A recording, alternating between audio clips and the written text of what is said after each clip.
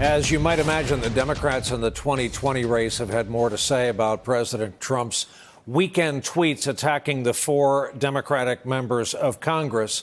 During a campaign event in Iowa early today, Senator Kamala Harris called the comments vile, ignorant, and hateful. She addressed it again on CNN. He wants to distract by starting a whole, lighting fires around the issue of race and ethnicity. It's disgusting. Is this a turn? There's so much rage about this. Is this a turn for you? There is so much that is disgusting about this. I think it is a turn for this president. That could it get any worse? Apparently, yes, it just did. How low can he go? Can he get lower? I don't know, but he needs to go back where he came from and leave that office. And so that's why I'm running. Kamala Harris with correspondent Kyung La on CNN. Still with us, Caitlin Bird and Anita Kumar. Anita, I want to read you this from the New York Times. Aides to Mr. Trump's campaign conceded that the president's tweets about the 4 women on Sunday were not helpful, were difficult to defend, and caught them off guard.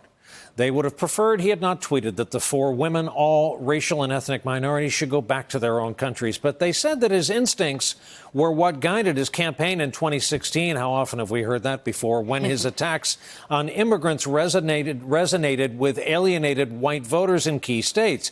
They believe there is political value in having the squad as the new face of their political opponents when Mr. Trump is tracing a path to re-election that runs through Pennsylvania, Michigan, and Wisconsin, where the 4 women are unpopular. Anita Kumar, your reaction? Yes, I mean, definitely the White House and the campaign were slow to respond because they didn't really know what to say. Republicans, too. And now we're a couple days into it, and you can see where they're going, which is these 4 women are the foil of the president, and they want to talk about their policies and call them socialists and communists. So I think they've sort of figured out now what that message is going to be.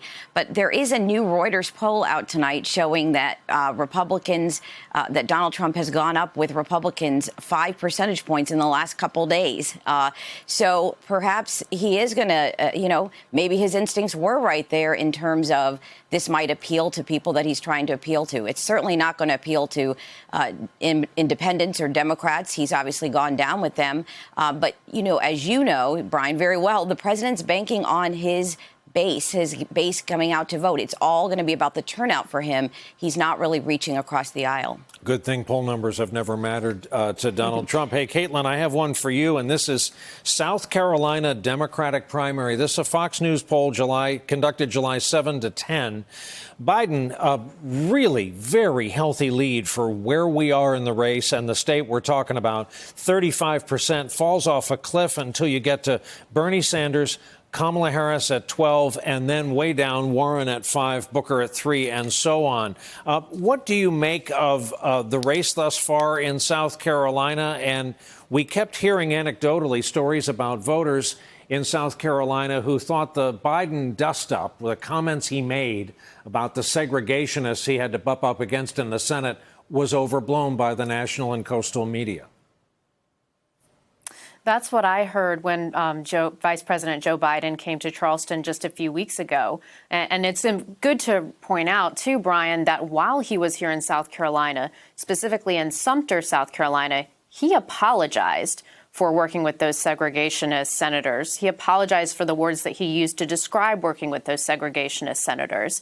And he told the press afterward in Charleston that he intentionally apologized in South Carolina because of the racial makeup in South Carolina. He knows as well as you and I do that black voters are the heart and soul of the Democratic Party in South Carolina, and they are going to turn out in numbers when that primary comes around. Joe Biden has a lot of ties here in South Carolina. So far in my conversations with voters, yes, Biden seems to be the front runner, but we can't forget that this is an historically large field of candidates that we're dealing with. So even when I'm talking with voters and they're telling me, yes, I know Joe Biden, I know what he's about, that familiarity is comfortable to me, they're also pulling me aside and saying, but I kind of want to see what these other candidates have to say. Heck, I'm still learning some of their names. There's so many of them, we can't get them all in one wide-angle lens on a debate stage. I mean, it's insane how many candidates we're seeing. And from a voter's perspective, which we have to keep in mind as we analyze this race, there are so many people still to learn and who still have to distinguish themselves from one another, because right now it's a giant mass of Democrats, and some of them are really struggling to make themselves stand out in this race. Hey there, I'm Chris Hayes from MSNBC. Thanks for watching MSNBC on YouTube. If you want to keep up to date with the videos we're putting out, you can click subscribe just below me or click over on this list to see lots of other great videos.